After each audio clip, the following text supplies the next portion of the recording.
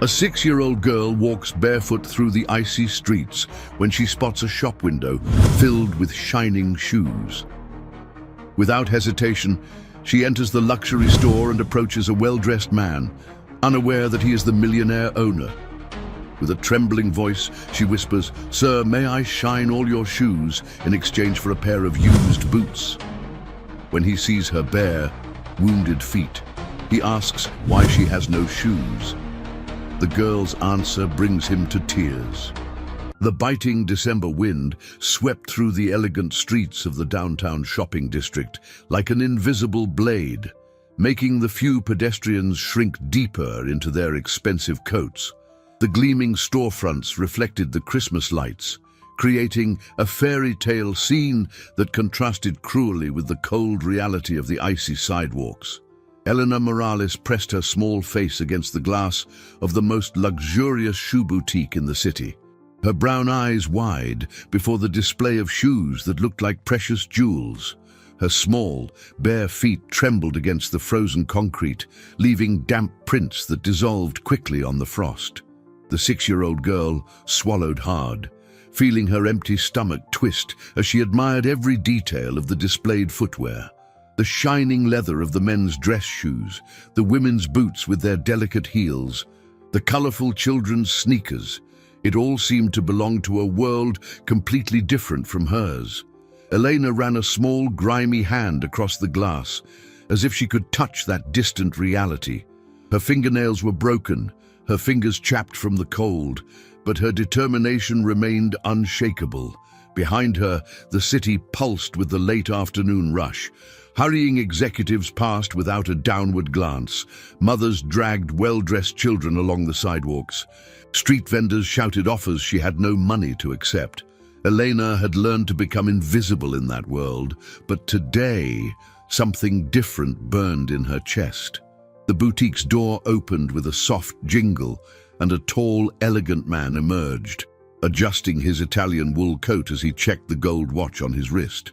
Edward Sterling, 52, owner of one of the country's largest luxury footwear chains, had spent the last 20 years building an empire based on exclusivity and perfection.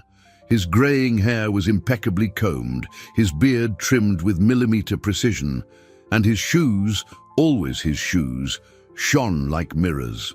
Edward lived his life like a carefully orchestrated symphony, where every note had its place and every silence its purpose.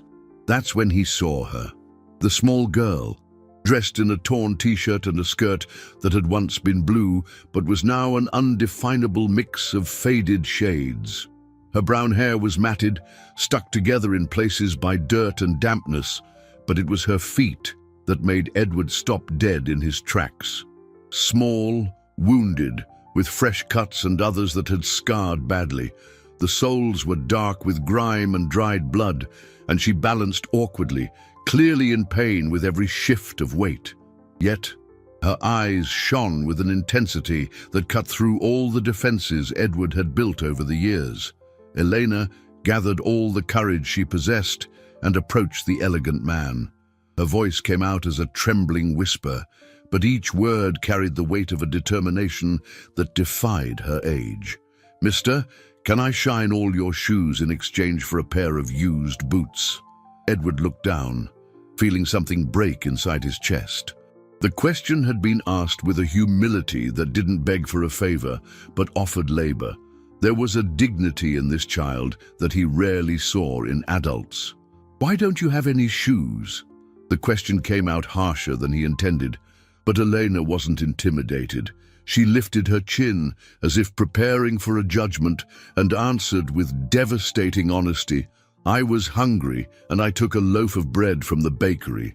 But the baker punished me by taking my shoes so that every time I walk, I remember never to take other people's food." The words hit Edward like a punch to the gut. He felt tears burn his eyes, a sensation he hadn't experienced in decades. In that moment, looking at this brave, wounded child, something fundamental shifted in his perfectly ordered world. The wind continued to blow, the lights continued to shine, but for Edward Sterling, everything had changed forever. Edward remained motionless for long seconds, processing the words he had just heard. His analytical mind, accustomed to solving complex business problems, froze before the simple cruelty of the situation. A child had been punished for being hungry. The perverse logic of the punishment, using physical pain as a constant reminder, revealed a cruelty he had never imagined possible. "Come inside with me," he said finally, his voice softer than he intended. "But let's fix this now." Elena hesitated, her small fingers nervously toying with the hem of her torn shirt. "I don't want charity, mister. I want to work for the shoes. My mom always said you have to earn everything in life." Those simple words echoed in Edward's mind like a revelation. He had spent decades accumulating wealth, but how many times had he truly earned something through pure effort? The girl, even in her desperate situation, maintained a sense of dignity that many adults in his social standing had long lost. "All right," he replied, surprising himself with his own answer. "You can work, but first, let's take care of your feet." Inside the store, the contrast was even more shocking. The environment was a sanctuary of luxury, with polished marble floors, soft lighting, and shelves displaying footwear like works of art. Elena walked slowly, leaving small red marks on the immaculate floor. But Edward didn't care. Marianne, the store manager, a 40-year-old woman with perfectly coiffed blonde hair, watched the scene with a poorly concealed expression of disapproval. She had worked for Edward for 8 years and had never seen him act so impulsively. "Mr. Sterling," she whispered, approaching discreetly. "Perhaps it's best to call Child Protective Services. This situation could create problems for the store." Edward faced her with a coldness she recognized as dangerous. "Marianne, prepare a basin of warm water, clean towels, and the first aid kit." Now, Elena had positioned herself before the children's shoe section, her eyes shining with a mix of desire and determination. She pointed to a pair of simple, brown boots, clearly used, a model that had been returned and was awaiting repair. "Those will do, mister. They don't have to be new." Edward felt a lump in his throat. The child was deliberately choosing the simplest pair, refusing to ask for more than she considered fair. He knelt beside her, matching her height. "What's your name?" "Elena. Elena Morales." "Elena, I'm Edward. And do you know how to shine shoes?" The girl's eyes lit up. "I do. I learned from watching old man Johnny in the square. He used to let me help sometimes before—" She stopped, biting her lower lip. "Before what?" "Before the security guards ran him off. They said he was an eyesore." Edward began to realize that Elena's story was just the tip of a much larger iceberg. Every detail she revealed painted a picture of a city that systematically marginalized its most vulnerable citizens. Marianne returned with the requested items, placing them on the floor with evident reluctance. Edward took a towel and began to gently clean Elena's wounded feet. The girl flinched initially but then relaxed, realizing he was being genuinely careful. "Does it hurt much?" he asked, noticing a particularly deep cut on her right heel. "Not more than the hunger," she replied with a simplicity that left him speechless. While Edward tended to her wounds, Elena looked around the store with respectful curiosity. "It must be hard to keep everything so beautiful and organized," she commented. "And why do you say that?" "Because beautiful things need a lot of care, and care is hard work." Edward stopped what he was doing and looked at her. In those simple words was a profound understanding of value and effort that he rarely heard from his most sophisticated clients. "Elena," he said, carefully placing the boots on her feet, "you start work tomorrow.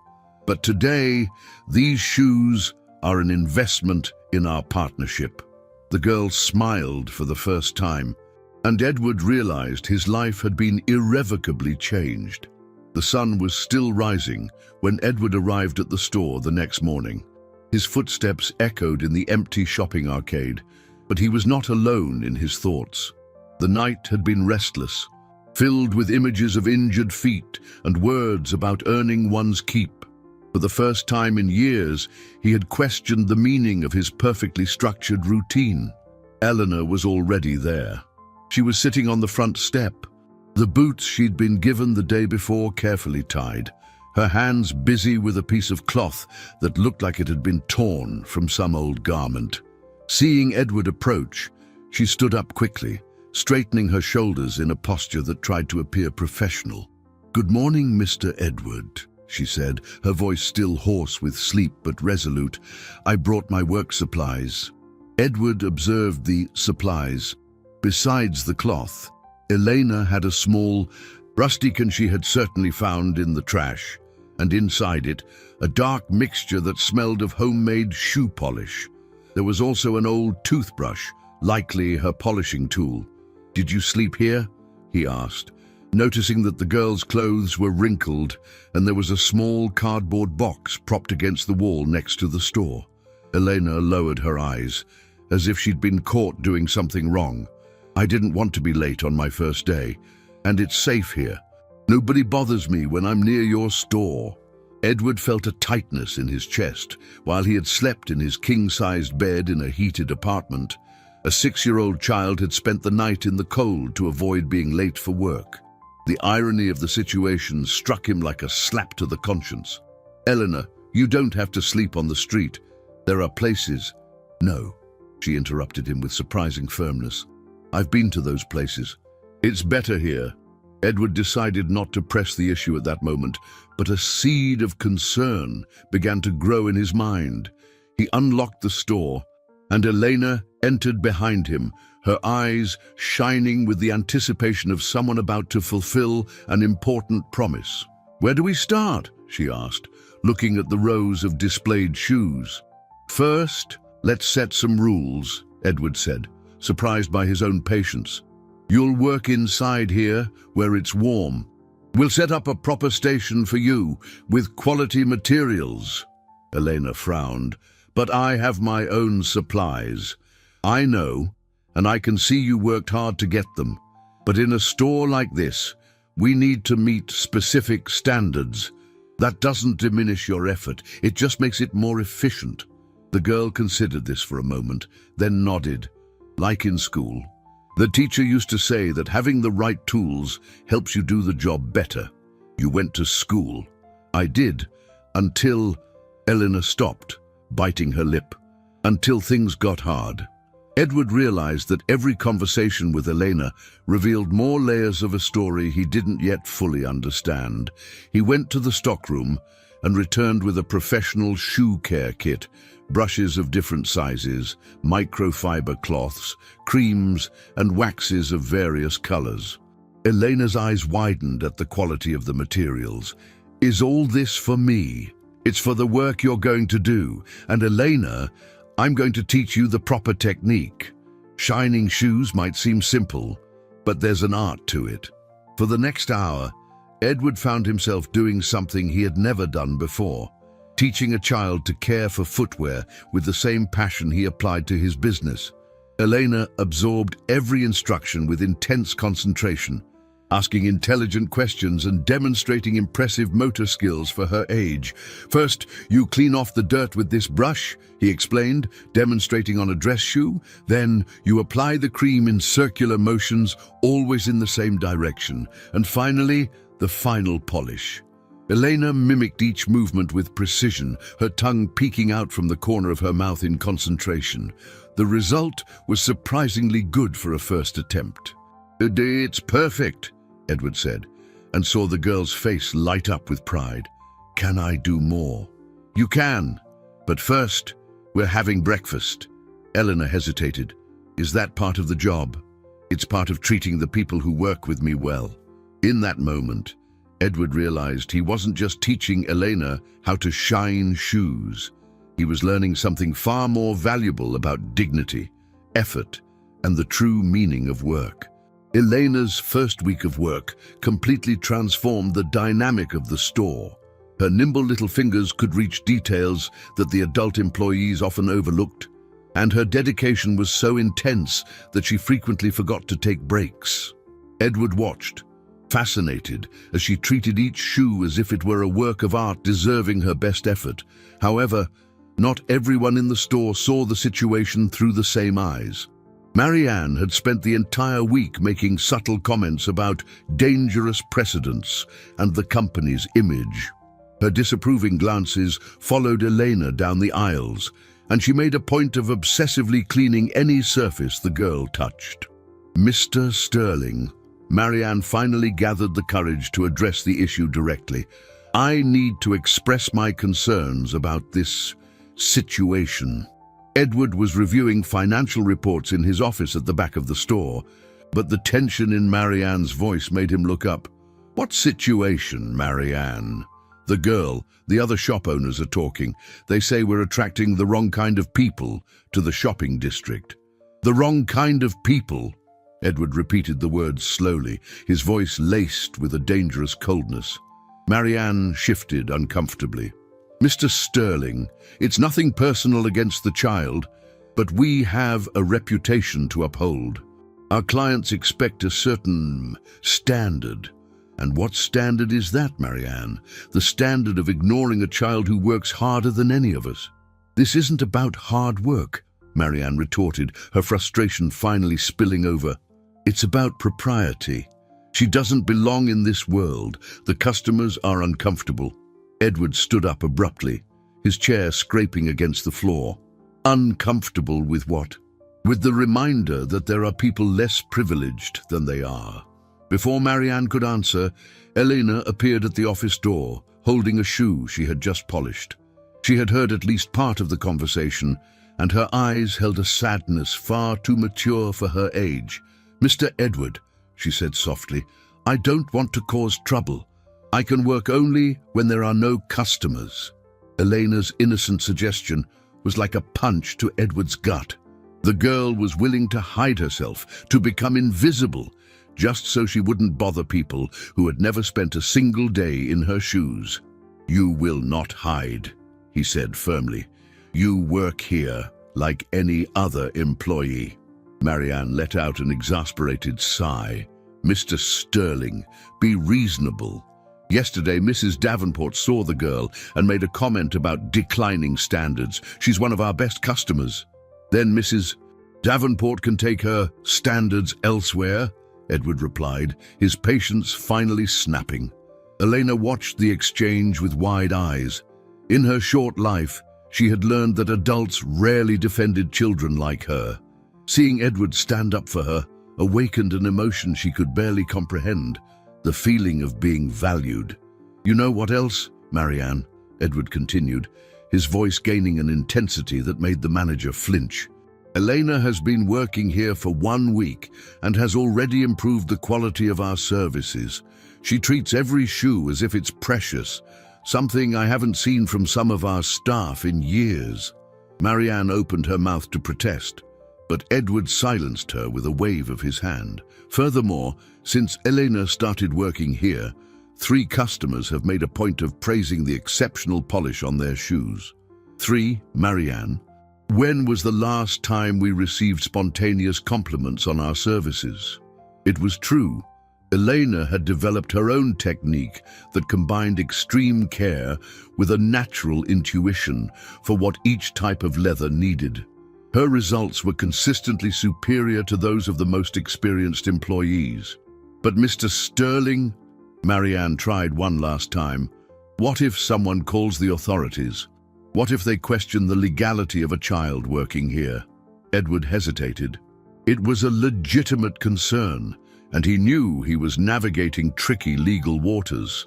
But looking at Eleanor, who held the polished shoe like a trophy of her self-worth, he realized that some things were more important than bureaucracy. "Then we'll deal with that when it happens," he said finally, "but I will not abandon Elena for fear of hypothetical problems." Elena approached Edward and whispered, "Thank you for believing in me, mister." In that moment, Edward realized he wasn't just facing Marianne's resistance, he was confronting an entire system that preferred to keep inequalities invisible rather than deal with them head-on. The weekend brought an unusual quiet to the store, but Edward couldn't relax. There was something about Elena's story that didn't quite add up. Details she mentioned in passing that revealed a more complex reality than he had initially imagined. On Saturday morning, he decided to investigate further. Elena had casually mentioned the name of the baker who had punished her, Al Miller, owner of the Golden Crust Bakery, just 3 blocks from the boutique. Edward knew the place by sight, a traditional bakery that mainly served the neighborhood's middle class. The thought of confronting the man made him nervous, but he needed to understand what had really happened. The bakery was bustling when Edward arrived. The smell of fresh bread and coffee contrasted with the tension he felt in his chest. Al Miller was a stocky man in his 40s, with a graying mustache and thick hands from years of working with dough. He served customers efficiently, but Edward noticed a hardness in his eyes that made him uneasy. Edward waited for the line to thin before approaching. "Mr. Miller, I'd like to talk to you about a girl named Eleanor." Al's expression immediately hardened. "What girl?" "A 6-year-old girl, brown hair, whom you punished for taking a loaf of bread from your bakery." "Oh, that little thief," Al said with contempt. "So what? She stole, she got punished. That's how these kids learn." Edward felt his blood boil but forced himself to stay calm. Punished by taking her shoes, a 6-year-old child? "These street kids need to learn early on. They can't just take what they want," Al retorted, wiping his hands on his apron. "If I do nothing, tomorrow they'll come back with their friends to steal more." "She was hungry," Edward said, his voice growing lower and more dangerous. "And that's my fault. I'm not her father. Everyone's got their own problems to deal with." Edward was about to reply when another customer approached. An elegant man in an expensive suit that Edward recognized from the boutique next to his. "Al," the man said, "how's our little educational program going?" Al smiled conspiratorially. "Working perfectly, Mr. King. Since we started getting tougher with these kids, the problems have decreased drastically." Edward felt a chill run down his spine. There was something in the way the two men spoke that suggested a deliberate coordination, as if Elena's punishment hadn't been an isolated incident. "Pardon the interruption," Edward said, feigning casualness. "But what do you mean by an educational program?" Mr. King studied him with calculating eyes. "And you are?" "Edward Sterling, from Sterling and Sons Fine Footwear." "Ah, yes," Mr. King's smile widened. "I heard you've been hiring some unusual staff." The way he said unusual staff made it clear that news about Elena had spread among the local business owners faster than Edward had imagined. "Okay, if you're referring to the fact that I gave a talented child an opportunity for dignified work, then yes," Edward replied. Al and Mr. King exchanged a look that Edward couldn't fully interpret, but that left him deeply unsettled. "Mr. Sterling," Mr. King said carefully, "these street kids are more dangerous than they seem. They operate in groups. They follow patterns. What might seem like a good deed on your part could actually be putting your business at risk." "What kind of risk?" "Theft, property damage, driving away respectable clientele," Al enumerated. "That's why we've developed methods to discourage them." Edward understood with growing horror that Elena hadn't been the victim of a random punishment, but part of a systematic campaign to drive homeless children from the shopping district. The cruelty of what they did to her wasn't impulsive, it was calculated. "And do the authorities know about this?" Edward asked. "The authorities understand the need to maintain order," Mr. King answered vaguely. "Some sacrifices are necessary for the greater good." Edward left the bakery with more questions than answers, but one absolute certainty. Elena was at the center of something much larger and more sinister than he had imagined. And now, by publicly defending her, he had made himself a target. Walking back to the store, Edward noticed he was being followed by a man in a dark suit who was pretending to window shop. The feeling that he had awakened dangerous forces made him quicken his pace, thinking of Elena sleeping unprotected in her cardboard box. Monday arrived with a light rain that turned the streets into a grey, melancholy mirror. Edward got to the store earlier than usual, anxious to tell Elena about his discoveries and discuss how they could protect themselves. He had spent all of Sunday planning a careful conversation, thinking about how to explain to a 6-year-old that she was at the center of something dangerous without terrifying her. But Elena wasn't in her usual spot. The cardboard box where she slept was there, soaked by the rain, but empty. Edward felt a cold pit in his stomach that had nothing to do with the weather. He searched the surrounding area, checked every alley and doorway within a 3-block radius, but found no sign of her. "Marianne," he said when the manager arrived, "did Elena show up today?" "No, Mr. Sterling. I thought it was her day off." "She doesn't have days off. Something is wrong." Edward spent the entire day in a state of mounting anxiety. Every time the door's bell chimed, he looked up hopefully, only to be disappointed. In the afternoon, he decided to actively search for her, visiting places she had casually mentioned during their conversations. The square where Old Man Johnny used to shine shoes was his first stop. Edward found some homeless people who knew Elena, but no one had seen her since Friday. An elderly man named Benny, who seemed to be respected among the local homeless community, pulled Edward aside. "You're the shoe store owner, right? The little girl talked a lot about you." "Talked?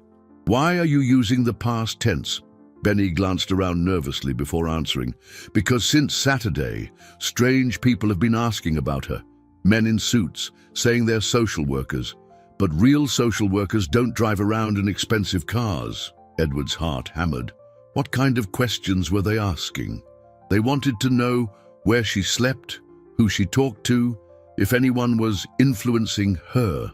"Elena got scared and ran off when they showed up here yesterday, and you don't know where she went." "Smart kid, that one. Knows hiding spots even we don't. But mister, those people were no good. They had the look of hunters, not helpers." Edward thanked Benny and continued his search, now with an even greater sense of urgency. He visited shelters, talked to other business owners, and even went to the police precinct to report Elena missing. But the officer on duty was dismissive. "Street kids go missing all the time," the officer said without even looking up from his paperwork. "They usually turn up in a few days, but this one is different. She has a routine, responsibilities. Something happened. Sir, with all due respect, these kids don't have responsibilities. They roam. It's their nature." Edward left the precinct frustrated and furious. The officer's attitude confirmed his suspicions that there was a network of indifference, if not active complicity, that allowed children like Eleanor to be treated as disposable. On Tuesday, Eleanor still hadn't appeared. Edward could barely work, constantly checking the door and the phone. Marianne tried to convince him that maybe it was for the best, that the girl had moved on, but he silenced her with an icy glare. It was on Wednesday that Edward received the first real lead. An elegant woman entered the store, someone he had never seen before, but who clearly knew the establishment's reputation. "Mr. Sterling, I'm Dr. Evelyn Reed, a social worker with the city. I believe we have a situation to discuss." Edward invited her into his office, a dark premonition growing in his chest. "It's about the girl you were employing," she said, pulling a file from her briefcase. "See Elena Morales, correct?" "Where is she?" Edward asked directly. "She's safe," Dr. Reed answered evasively. "We received reports that a child was being exploited in child labor. We were obligated to intervene." "Child labor? She was learning a trade, being cared for." "Mr. Sterling, I understand your good intentions, but the law is clear. Children cannot work, especially in irregular situations like this." Edward studied the woman's face, searching for signs of sincerity or deceit. There was something in her eyes that didn't match the professional concern she was feigning. "Can I visit her?" "That wouldn't be appropriate at this time. Elena is undergoing a period of adjustment in a suitable institution." "What institution?" "That's confidential." Edward realized he was being deliberately stonewalled. and the feeling that Elena was in real danger grew until it was almost unbearable. Edward couldn't sleep that night. Every attempt to close his eyes was interrupted by images of a frightened Elena, hiding from men in suits who claimed to be helping. At 3 in the morning, he gave up trying to rest and decided to take an action he knew was risky, but necessary. Using his business contacts and a considerable sum of money, Edward hired a private investigator, Robert Shaw, a former cop with a reputation for being discreet and efficient. Shaw had connections that could access information Edward could never obtain on his own. "I need you to find a girl named Elena Morales," Edward said during a clandestine meeting in a cafe far from the shopping district. "She was supposedly taken by social workers, but I suspect something else is going on." Shaw listened intently as Edward recounted everything, from his first meeting with Eleanor to the suspicious conversations at the bakery and the girl's sudden disappearance. "This Dr. Evelyn Reed," Shaw said, taking notes. "Are you sure she was legitimate?" "I'm not sure of anything anymore," Edward admitted, "but there was something about her demeanor that was off. She knew too much about my situation with Elena, as if she was being briefed by someone." Shaw worked quickly. In 2 days, he returned with information that left Edward stunned and furious. "Dr. Evelyn Reed exists," Shaw began. "But she's been on medical leave for 3 months. The woman who visited your store was an imposter." Edward felt his blood run cold. "Then who was that woman?" "Digging deeper, I uncovered a disturbing network. That Mr. King you mentioned, he's not just some businessman. He owns several private security firms and has contracts with the city for urban renewal." Urban renewal, eh? Removing homeless people, especially children, from valuable commercial areas. Officially, they claim to be doing social work. In practice, Shaw paused, his expression turning grim. "Edward, they have a well-organized scheme." Shaw opened a folder with photographs and documents. "They identify homeless children who might cause problems, either by begging in upscale areas or by forming bonds with influential people like you. Then, using forged documents, they remove these children, claiming it's for their own good. And where do they take them? To a rural institution about 100 miles from here. Officially, it's an orphanage. Unofficially," Shaw hesitated, "the children are used as cheap labor on local farms. Forced labor disguised as vocational training." Edward felt nausea rise in his throat. "Is Elena there?" "I believe so. But Edward, there's something else you need to know." Shaw pulled another document from the folder. "Elena is not an orphan. Her mother, Isabel Morales, is alive." Edward stared at the paper in disbelief. "But Elena said..." "Elena believes her mother is dead because that's what they told her. Isabel Morales was involuntarily committed to a psychiatric facility 6 months ago, right after she tried to report the child exploitation ring to the authorities." The pieces of the puzzle began to fall into place in Edward's mind with terrifying clarity. They separated mother and daughter to silence her. Exactly. Isabel saw other children being taken and tried to alert the press. In retaliation, they used their connections to have her declared mentally incompetent and committed. Elena was left on the streets deliberately so that she would eventually be rescued by the same system that destroyed her family.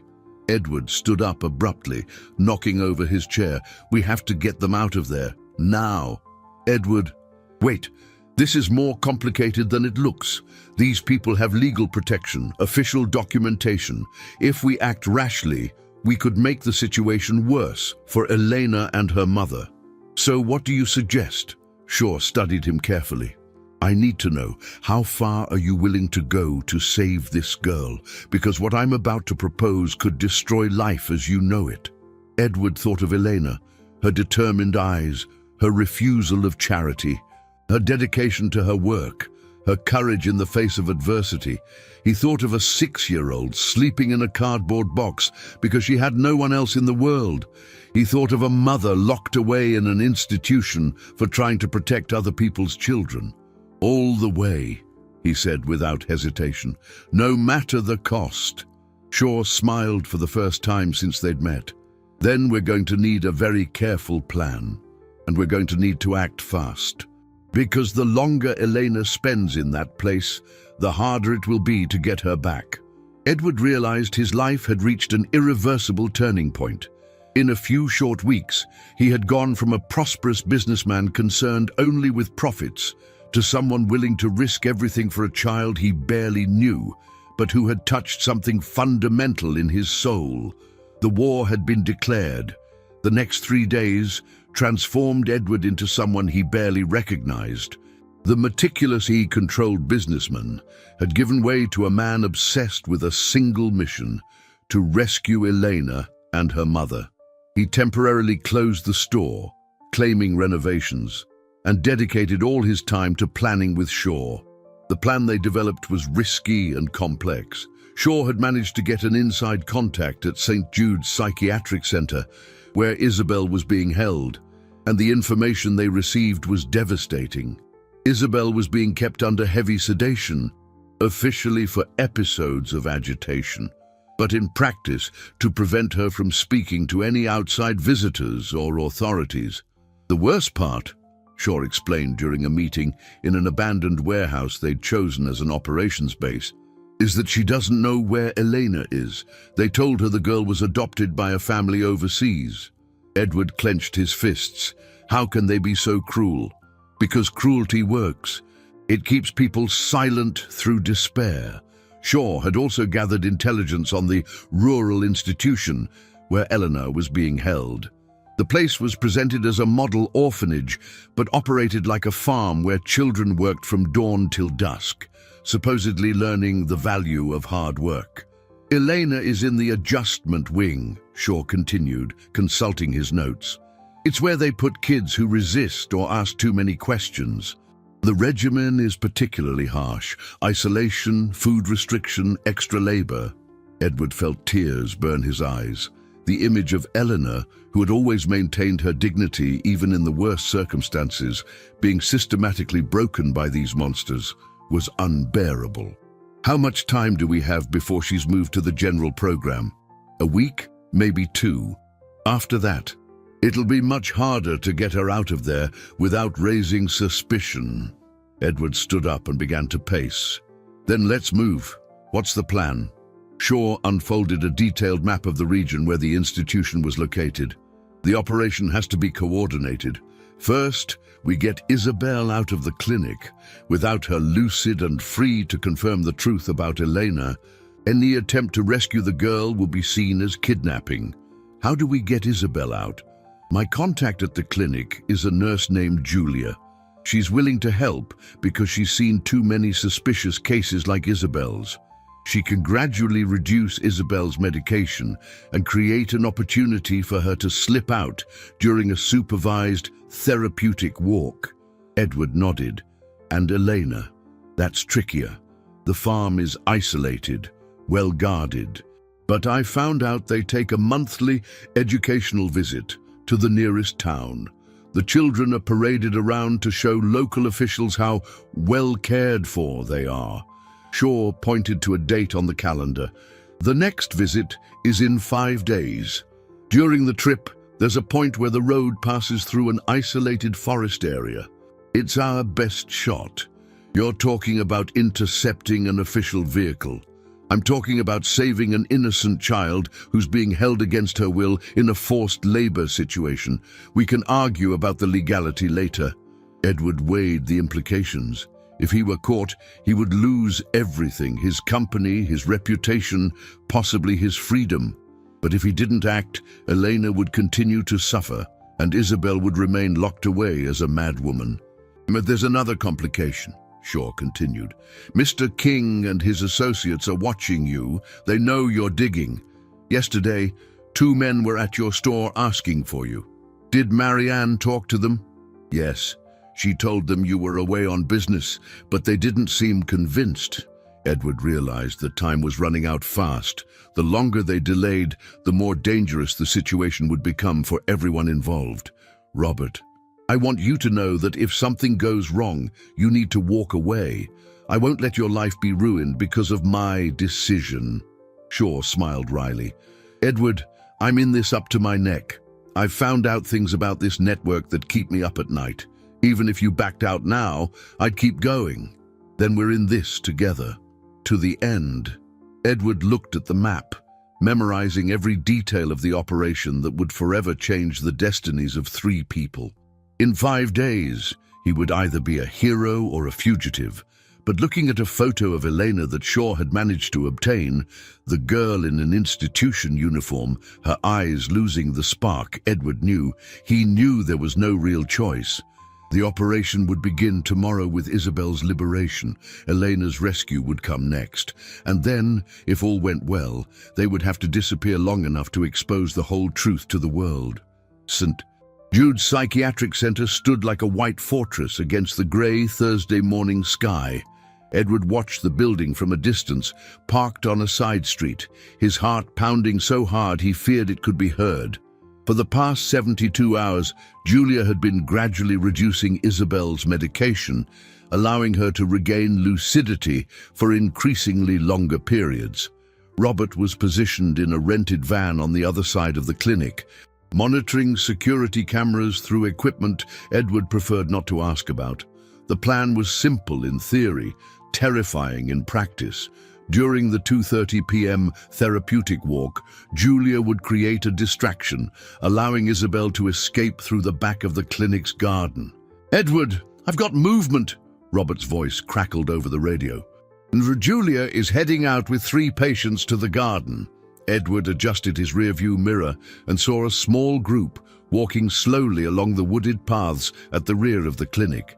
Even from a distance, he recognized Isabel, a thin woman in her early 30s, with disheveled brown hair, moving with the slowness of someone still recovering from prolonged sedation. "How is she?" Edward asked, his voice tense. "Walking on her own, that's a good sign." "Julia said she's lucid but still fragile. The meds have left some side effects." Edward felt a wave of rage against the people who had deliberately destroyed a desperate mother's mind. Isabel had committed the crime of trying to protect children, and for that, she was punished with months of psychological torture disguised as medical treatment. "Stand by," Robert said. "Julia is approaching the rendezvous point." The point was a small gate at the back of the garden, normally locked, but which Julia had left ajar earlier. The plan depended on Julia distracting the other patients long enough for Isabel to slip away unseen. Edward saw Julia, a young woman in a white uniform, point to something in the opposite direction of the gate, drawing the attention of the 2 other patients. This was the moment. Isabel, moving with a determination that surprised Edward, walked quickly toward the gate. For a terrifying second, Edward thought she'd gotten confused and was heading the wrong way. But then he realized Isabel was pretending to examine the flowers near the exit, waiting for the perfect moment. "Now," Robert whispered into the radio. Isabel opened the gate and slipped out. Edward started the car and drove to the pickup point, a corner 2 blocks from the clinic. When Isabel appeared, walking quickly but trying not to draw attention, Edward was shocked by her appearance. The woman who got into his car was visibly frail. Her eyes, though alert, showed the mark of forced medication, a slowness in focus that made every movement deliberate. Her hands trembled slightly, and she seemed to be making a conscious effort to speak clearly. "Are you the man who is helping my Elena?" were her first words, her voice hoarse but determined. "I am. I'm Edward, and we're going to find Elena, I promise." Isabel closed her eyes and took a deep breath. "But they told me she'd been adopted, that she was in another country. But I knew. A mother always knows when they're lying about her child." Edward drove carefully, following the escape route they had planned. "Isabel, I need you to tell me everything you remember about what you saw before you were committed. Every detail could help save Elena. Isabel fought through the fog that still partially clouded her mind. It was always the same kinds of kids who disappeared. Boys and girls between 5 and 10. First, they'd be punished by the shopkeepers for little things, taking food, sleeping in inappropriate places. Then the social workers would show up to take them away. You reported this? I tried. I went to 3 different police precincts, 2 social services offices, even a local newspaper. But they always told me I was imagining things, that I was too stressed by Eleanor's situation. Edward realized Isabel had faced the same wall of indifference and denial he had encountered when he tried to report Eleanor's disappearance. It was after I went to the newspaper that they came for me, Isabel continued, her voice growing stronger as the memories became clearer. 2 men in suits said I needed psychological help to deal with the stress. Before I could react, they gave me a shot, and Elena, I hid her with a neighbor when I realized they were following me, but when I woke up in the clinic weeks later, they told me Elena had run away and was never seen again. Isabel began to cry. 6 months, Edward. 6 months, without knowing if my daughter was alive. Edward pulled into an isolated gas station where Robert was waiting for them. When Isabel saw the investigator, she flinched instinctively. He's a friend, Edward reassured her. He's the one who found out where Elena is. Robert approached carefully, recognizing the signs of trauma Isabel displayed. Mrs. Morales, I know it's hard to trust strangers right now, but I need you to know your daughter is alive, and we're going to get her tomorrow. Isabel looked from Edward to Robert, and then something in her expression shifted. The vulnerability gave way to a fierce determination that Edward recognized immediately. It was the same determination he had seen in Elena's eyes. What do I need to do? Robert smiled. We need you to hide until we have Elena. Afterwards, the 2 of you will give the testimony that will bring this whole network down. And if something goes wrong with the rescue, Edward took Isabel's trembling hand. It won't go wrong. I promise you will hug your daughter tomorrow night. It was a dangerous promise to make, but looking at this mother who had lost 6 months of her life for trying to protect children, Edward knew he would do anything to keep it. Friday's dawn brought a thick fog that blanketed the country road like a grey shroud. Edward had been up all night, mentally reviewing every detail of the rescue plan. Isabel had slept fitfully in the back seat of the car, murmuring Elena's name between nightmares. Robert was positioned 2 miles ahead, monitoring the road with binoculars. At 9:15 a.m., the radio crackled. Vehicle in sight, white van, official plates, exactly as predicted. Edward felt the adrenaline surge through his veins. Isabel woke instantly, as if her maternal instinct had detected Elena's proximity. Is it time? She asked, her voice still hoarse but resolute. It's time? The plan was risky but necessary. Robert had discovered that during these educational visits, the children were transported in a van with only 2 supervisors. The road went through a sharp curve surrounded by dense woods, the perfect spot for an interception that looked like an accident. Edward drove to the designated point and parked the car sideways across the lane, turned on the hazard lights, and popped the hood, faking a breakdown. Isabel hid behind a nearby tree as planned. She needed to see Elena first, to confirm it was really her daughter, before they acted. Vehicle approaching, Robert warned over the radio. Slowing down for the obstruction. Edward saw the white van appear around the bend.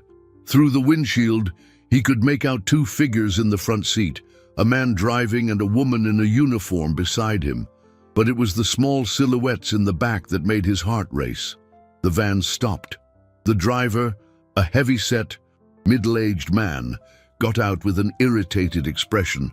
What's the problem here? This road needs to be clear. Edward pretended to examine the engine. Sorry, sir. The car just died on me. I've already called a tow truck, but it's going to be a while. While talking to the driver, Edward tried to peer through the van's tinted windows. That's when he heard a small, familiar voice. "Mr. Edward." His blood ran cold. Elena had recognized him through the window. The woman in the uniform, whom Edward now saw, was a stern supervisor with a face that tolerated no nonsense, got out of the van immediately. "How does this child know you?" she demanded, her voice thick with suspicion. Edward improvised quickly. "I think she's mistaken me for someone else. Kids do that sometimes."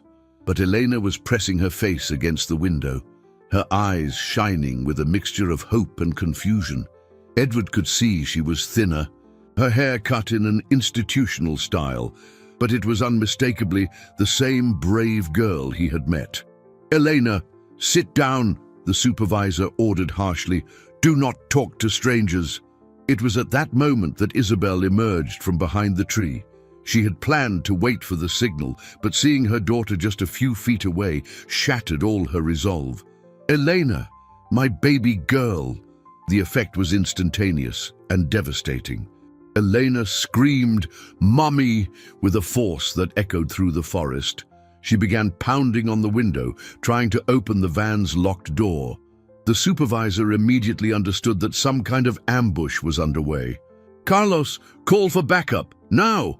The driver scrambled for the van's radio, but Robert emerged from the woods at that moment, blocking his path. "No one's calling anyone," Robert said calmly, but his posture made it clear he wasn't joking. Edward realized the moment of truth had arrived. There was no more pretending this was a random accident. "That child was illegally separated from her mother," Edward said, his voice gaining authority. "Isabel Morales was forcibly committed to stop her from exposing a child exploitation ring. Elena is not an orphan, and she does not belong in any institution." "This is kidnapping," the supervisor shrieked. "And you're committing a federal crime." "The crime was committed against these two," Robert replied. "We're just correcting an injustice." Inside the van, Eleanor was having an emotional breakdown. Months of repressed grief and confusion exploded in a torrent of tears and cries for her mother. The other children in the van, Edward could now see there were about 6 of them, were frightened and crying too. Isabel approached the van, placing her hands on the glass where Elena pressed hers from the inside. "Mommy's here, my love. Mommy's here." The supervisor was clearly panicking. "You don't understand the implications of what you're doing. These children are under the legal protection of the state." "Protection?" Edward exploded. "Elena told me about the regimen at that farm. Forced labor from dawn, punishments for asking questions, isolation to break their spirit. That isn't protection. It's systematic abuse." Robert had managed to get the van keys from the driver. He opened the back door, and Eleanor flew into Isabel's arms. The reunion between mother and daughter was so intense that even the supervisor stopped protesting for a moment. Elena clung to Isabel as if she feared she might disappear again, whispering, "Mommy, mommy, mommy," like a prayer. "Never again," Isabel sobbed, holding Elena tight. "They will never separate us again." Edward watched the scene with tears in his eyes, knowing they had crossed a line from which there was no return. They were now officially fugitives, but looking at Elena safe in her mother's arms, he knew it had been the right decision. The problem now was keeping them safe long enough to expose the whole truth. The reunion between Eleanor and Isabel lasted only a few precious minutes before the reality of the situation forced them to act. Robert had bound and gagged the supervisor and the driver, a decision that officially turned their rescue operation into a kidnapping, at least in the eyes of the law. "Edward, we need to get out of here now," Robert said, constantly checking the road. "They're on a tight schedule. When they don't arrive at their destination on time, they'll send backup." Elena was clinging to Isabel, as if she feared she might disappear again, but her eyes constantly sought out Edward. "Damn, Mr. Edward, you came for me," she said, her voice small but full of relief. "I promised I'd look after you," Edward replied, kneeling beside her. "And promises have to be kept." Isabel looked at Edward with a gratitude that went beyond words. How can I thank you for risking everything for us? By taking care of Elena and helping to make sure this never happens to other children, Edward answered. Robert interrupted the moment. Folks, talk later. We need to move now. They transferred Elena and Isabel to Edward's car, while Robert took the official van to throw off any initial tracking. The plan was to meet at a safe house Robert had prepared, an isolated cabin about 30 miles away. During the drive, Elena told Edward and Isabel about her months at the farm. Her voice was controlled, but Edward could sense the trauma behind the carefully chosen words. They told me you were dead, Mommy, Elena whispered, burying her face in Isabel's shoulder. They said I was an orphan and I should be grateful to have a place to stay. And the work? Edward asked gently. We got up at 5 in the morning. We worked in the fields until it got dark. Anyone who complained didn't get dinner. Anyone who asked questions about their families went to the quiet room. Isabel held Elena tighter. What was the quiet room? A dark, cold place where you were left alone for days. They only gave you water and stale bread. Edward felt rage burn in his veins. What these people had done to Eleanor, to all those children, was more than exploitation. It was systematic, psychological torture. They arrived at the cabin in the late afternoon. Robert was already there, but his expression was grim. We have a problem, he said as soon as they entered. What kind of problem? The van had GPS. They tracked our route until I could disable it. But that only bought us 2 hours at most. And the other children from the van, I left them at a police station with a note explaining the situation. I hope someone has enough sense to investigate before sending them back to that farm. Edward realized they had underestimated the corrupt network's response time, so they know our approximate location. They do, and there's more. I managed to intercept some communications. Mr. King has mobilized people in official positions. They're issuing arrest warrants for us for kidnapping, obstruction of justice, and interfering with a legal child protection process. Isabel paled. Can they find us here? Eventually. Yes, this cabin only buys us a few more hours of safety. Elena, who had remained silent during the conversation, finally spoke. There's a place we can hide. Everyone turned to her. What place, my love? Isabel asked. The place where I lived before I met Mr. Edward. It's an abandoned building that nobody knows about. Not even the men who chased me could ever find me there. Edward hesitated. The idea of returning to the city, close to their enemies, seemed insane. But looking at Elena, he realized she knew every alley, every hiding spot, every escape route in that urban area. It's risky, Robert said, but it might just work temporarily. They'll expect us to run far away, not double back into their territory. And how much time would that give us? Edward asked. Enough to execute the final part of the plan, Robert answered. I have contacts in the national media who are willing to hear our story, but I need solid evidence and recorded testimonies. Isabel straightened up. I can testify about everything I saw before they committed me, and about what they did to me in the clinic, and I can talk about the farm, Elena added with a courage that stunned Edward. No, Edward said firmly. Elena is not going to expose herself to that. She's been through enough trauma. Elena looked at him with that familiar determination shining in her eyes.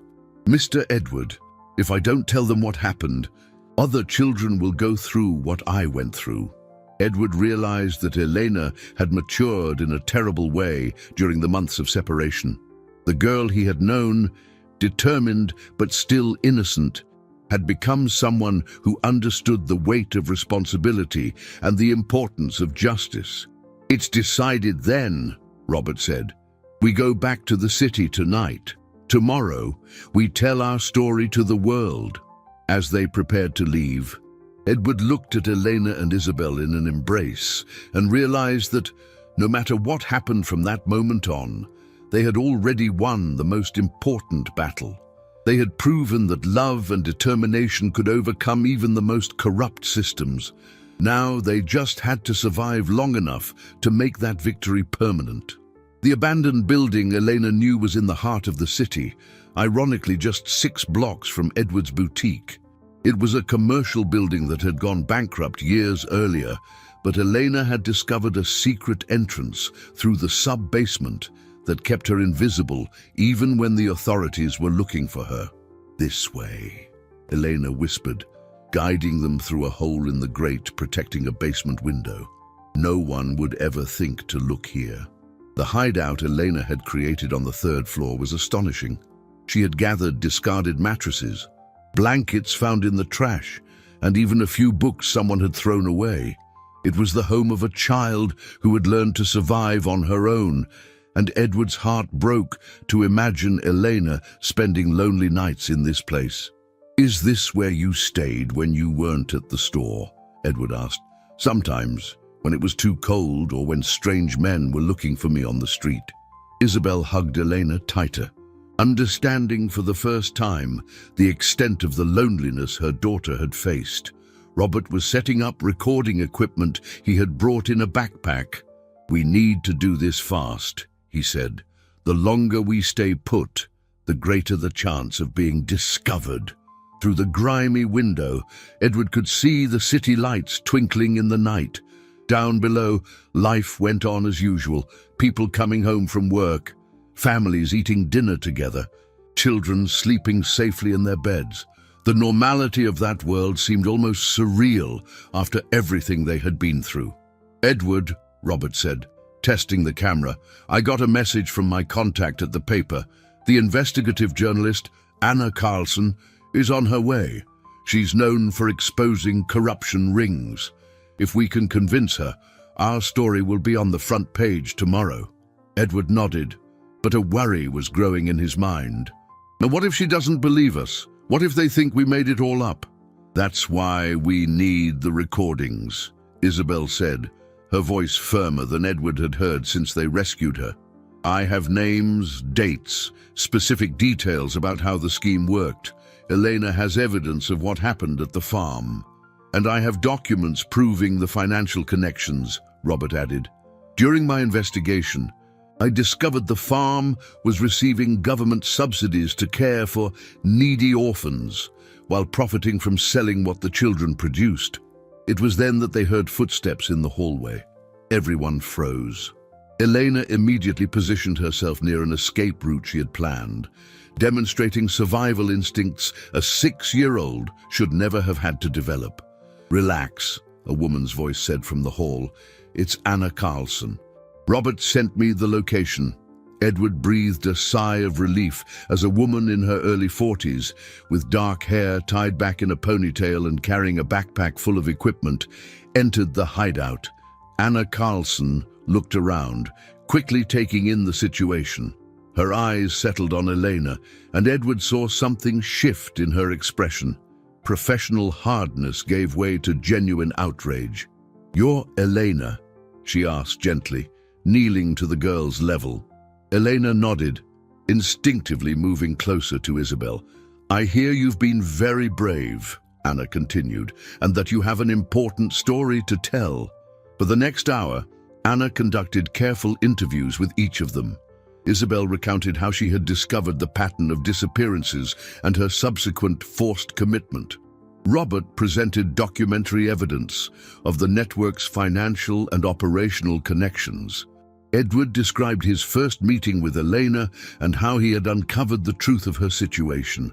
But it was Elena's testimony that impacted Anna the most. With terrifying maturity, Elena described life on the farm, the impossible hours, the heavy labor, the cruel punishments, the psychological isolation. She spoke of children who got sick and received no proper medical care, of supervisors who used violence to maintain discipline, of the constant propaganda that they were lucky to have a place to stay. "And you never doubted your mother would come back?" Anna asked. "Sometimes," Elena admitted. "On the hardest nights, I almost believed she was really dead. But then I'd remember what she always told me, that a mother's love is stronger than any lie." Anna stopped the recording and was silent for a moment. "This story is going to shake the country," she said finally. But you understand that by exposing this, you'll become even bigger targets. We're already targets, Edward answered. The difference is that now we can fight back. There's something else, Robert said, his expression turning grim.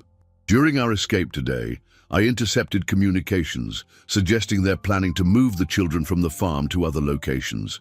If we don't act quickly, the physical evidence will disappear. Anna checked her watch. My story goes live on the 6 a.m. broadcast.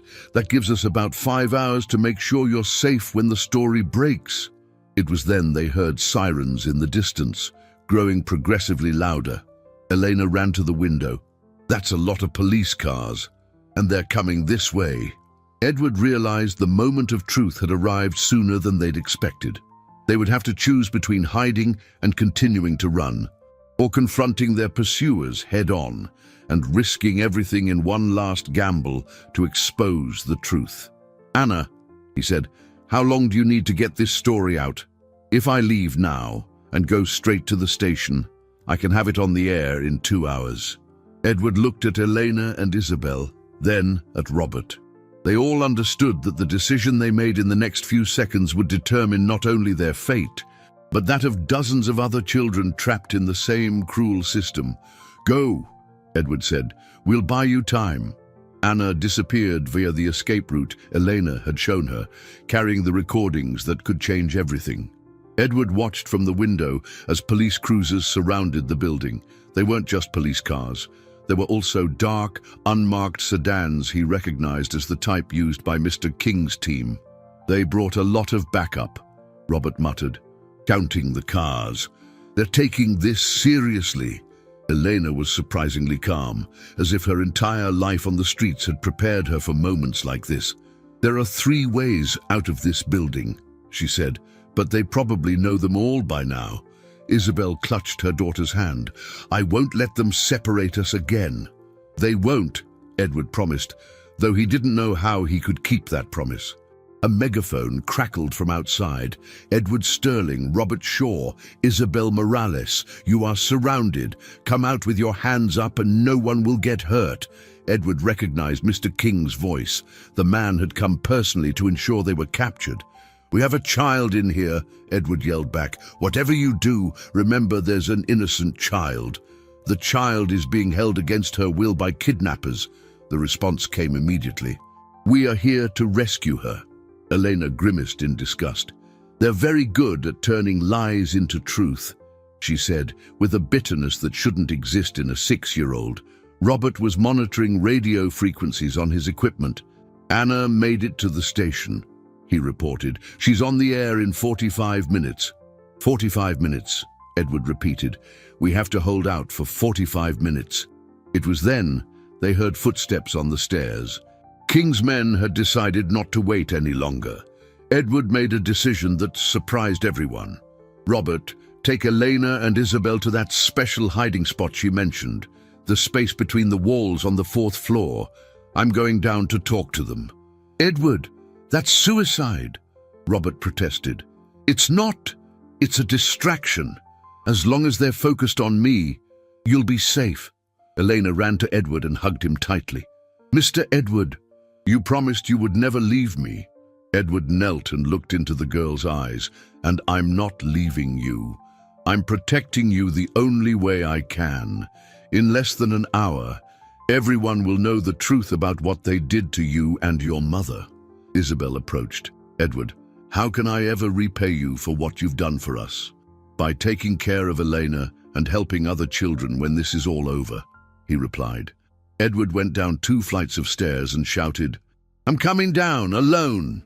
When he reached the ground floor, he was met by a dozen armed men. Mr. King stood in the center of the group, his immaculate suit contrasting with the filth of the abandoned building.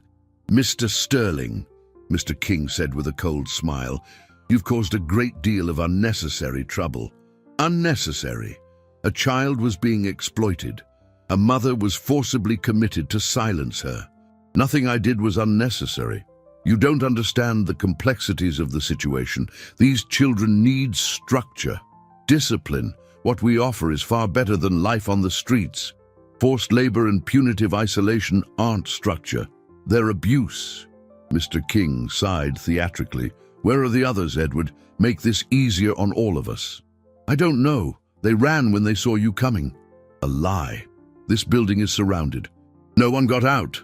Edward maintained a neutral expression, though his heart was racing. Every minute he could prolong this conversation was another minute for Anna Carlson to prepare the broadcast. Mr. King, Edward said, can I ask you a question? How do you sleep at night, knowing you're exploiting children? I sleep very well, King answered coldly, knowing that I am removing problematic elements from society and giving them purpose and discipline. Problematic elements. They're children. They're children who, if left to their own devices, will grow up to be criminals, addicts, prostitutes. We are saving them from that fate. Edward realized with horror that Mr. King actually believed what he was saying. In his twisted mind, he was a savior, not an exploiter. It was at that moment that one of King's men's phones rang. After a quick conversation, the man whispered something in his ear. King's expression changed dramatically. What journalist? What evidence? Edward smiled for the first time in hours. Anna had made it. It seems the truth is coming out, Edward said calmly. Mr. King glared at him with hatred. You have no idea the forces you're dealing with. This doesn't end here. No, Edward agreed. It ends with you and your associates in prison. Before King could respond, radios began to crackle with urgent messages. The story had gone live. Within minutes, reporters would be descending on the scene. Edward saw panic grow in King's eyes. The man had spent years operating in the shadows, and now he was about to be exposed to the harsh light of the national media. Find the woman and the child, King ordered desperately. Now! But it was too late. Edward could hear sirens approaching, real sirens this time, not from King's cars. The FBI had been alerted by Anna's broadcast. Elena, Isabel, and Robert emerged from their hiding place when it became clear King's men were more concerned with escaping than searching for hostages. Is it over? Elena asked, running to hug Edward. It's over, he confirmed, embracing the girl and realizing that for the first time in weeks, he could breathe freely.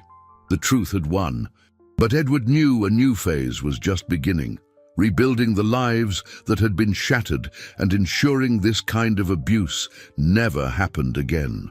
5 weeks had passed since that cold winter morning when Elena first walked into Edward's boutique. Now, on a sunny spring afternoon, she was standing in the same spot, but everything had changed completely. Where the luxury shoe store once stood, the Elena Morales Community Center now rose, a welcoming space dedicated to vulnerable children. The walls, once decorated with expensive shoes, now displayed colorful drawings made by the dozens of children who frequented the center daily. Edward watched Elena play in the small park they had built where the stockroom used to be. She wore a new dress, comfortable shoes, and most importantly, she smiled with the genuine carefree joy of a 6-year-old. Isabel was sitting on a nearby bench, reading a book while watching her daughter, her eyes occasionally filling with tears of gratitude. I still can't believe we pulled it off, said Robert, approaching Edward. The former private investigator now ran the security for the center, ensuring all the children served were truly protected. Sometimes neither can I, Edward admitted, watching Elena teach a younger child how to tie their shoes. But look at her. Look how she's blossomed. The expose by Anna Carlson had caused a national scandal. Mr. King and his associates were arrested. The farm was shut down and investigated, and dozens of children were reunited with their families or placed in genuinely safe homes. Al Miller, the cruel baker, had been arrested for child abuse, and the entire urban renewal network was dismantled. Isabel approached them, carrying a folder of drawings. "The children made these for you," she said, handing the folder to Edward. Edward opened it and found dozens of colorful drawings, some showing him and Elena in the boutique, others depicting the community center. but all of them overflowing with gratitude and hope. A tear ran down his face as he read the messages written in childish script. "Thank you, Mr. Edward. You saved my life. Now I have a home. These are all children who were helped because you had the courage to fight for Elena," Isabel explained. "When one injustice is exposed, it shines a light on many others." Elena ran up to them, her hair flying in the wind. "Mr. Edward, Carla wants to show you the shoe she shined." Edward smiled. The center's vocational training program ironically included shoe care classes. Elena had become a natural instructor, teaching other children with the same dedication she herself had shown. "And how are you feeling about the change?" Isabel asked Edward as they walked toward the workshop. Edward looked around the space that once symbolized exclusion and now represented inclusion. "At first I thought I was losing everything. The store, the status, the life I had built. But in reality, I was gaining something far more valuable." "What?" "Purpose, family, the certainty that my life matters for something beyond profit."